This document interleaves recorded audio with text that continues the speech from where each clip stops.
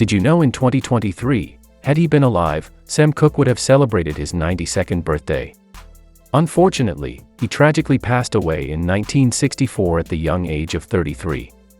Sam Cooke was at the pinnacle of his career, recognized as the Soul King, and possessed a uniquely beautiful voice.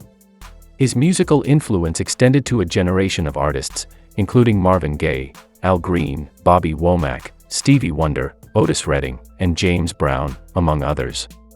In this video we will explore the unprecedented events that followed, from his wife remarrying his friend Bobby Womack 3 months later to sad story that led to his sad ending. So, if you're a Sam Cooke fan or simply curious about this soul legend, hit the like button and let's dive in. Career and early life.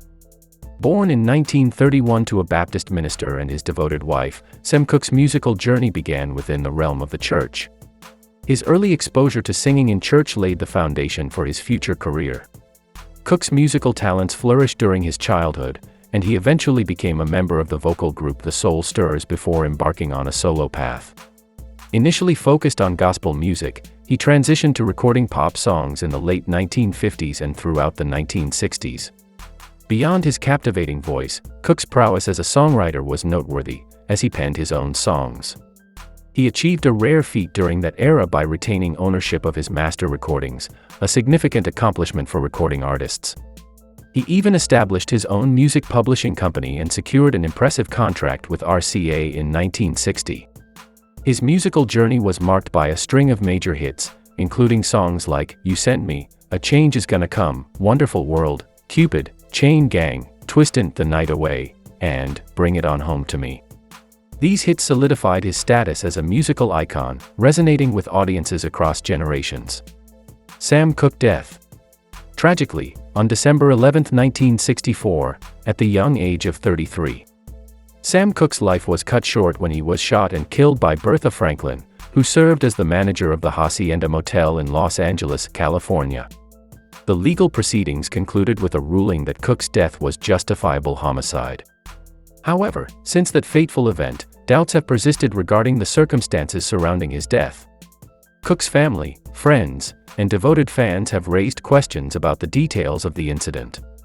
Bertha Franklin maintained that she acted in self-defense, asserting that Cooke had forcibly entered her office and assaulted her. Yet, Cooke's acquaintances and those who held him in high regard immediately raised skepticism about her account. The cloud of uncertainty surrounding his untimely demise has continued to stir speculation and interest over the years. Sam Cooke's wife, girlfriends, and 6 children. His first marriage was to singer and dancer Dolores Elizabeth Milligan Cooke, who was killed in a car accident in 1959.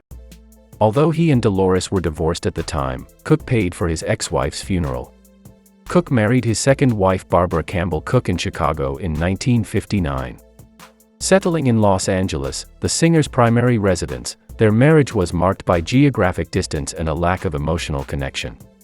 Despite being Cooke's teenage sweetheart, Barbara found herself among his many romantic involvements.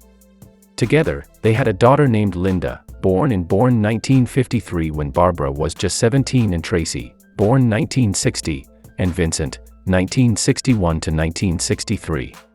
However, Cooke's affairs led to him fathering children with 3 other women, ultimately making him a father of 6 children.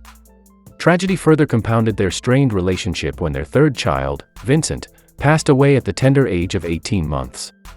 The heartbreak of Vincent's drowning in their family pool added another layer of sorrow to their already complex and loveless marriage. His wife Barbara moved on so quickly. Among the Womack family members, Sam and Bobby shared a particularly close and positive relationship. Bobby Womack was a protege of Sam Cooke, and their bond was marked by mentorship and mutual respect. Tragically, their camaraderie was short-lived, as Cooke was fatally shot at the Hacienda Motel in Los Angeles on December 11, 1964. Barbara Cooke's swift remarriage to Bobby Womack merely 3 months after her husband's tragic death.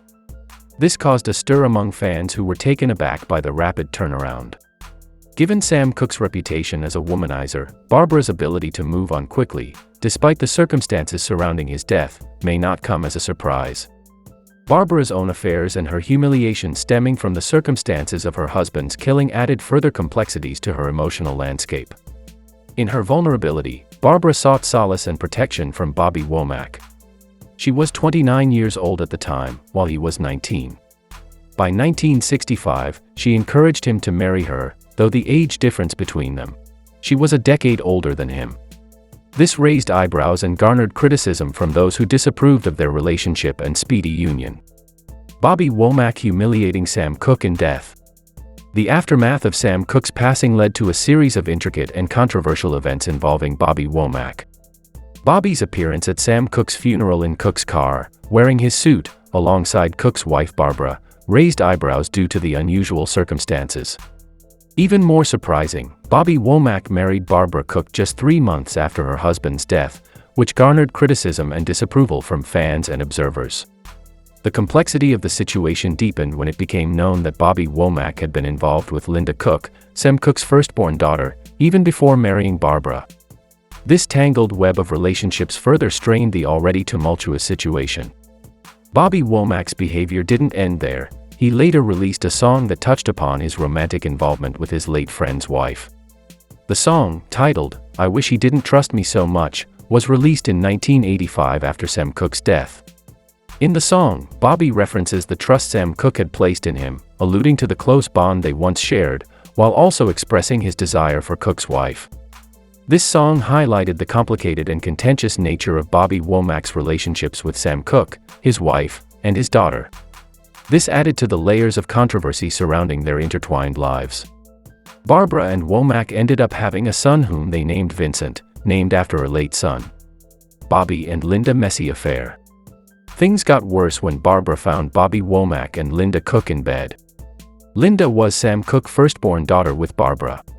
She was so upset that she chased him out of their home. They divorced after this, but this incident ruined Linda and Barbara's relationship. In his autobiography, he disclosed that he and Linda used to sneak out of the house to share intimate moments.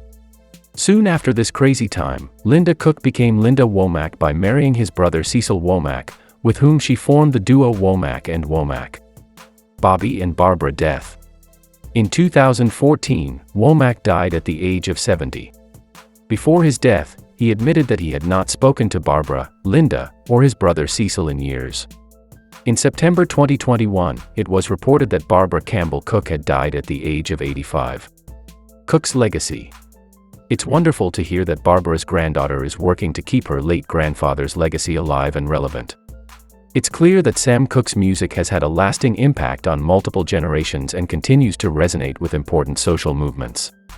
"A Change Is Gonna Come" is indeed a powerful song that transcends time and remains relevant to various societal struggles. Originally released in 1964, the song was inspired by Cooke's own experiences of racial discrimination and his hope for a better future. It became closely associated with the Civil Rights Movement, a pivotal era in the fight for racial equality and justice in the United States. The fact that this song is now being connected to the Black Lives Matter movement demonstrates its enduring relevance. Thank you for watching. Remember to subscribe and hit the notification button. See you on the next video.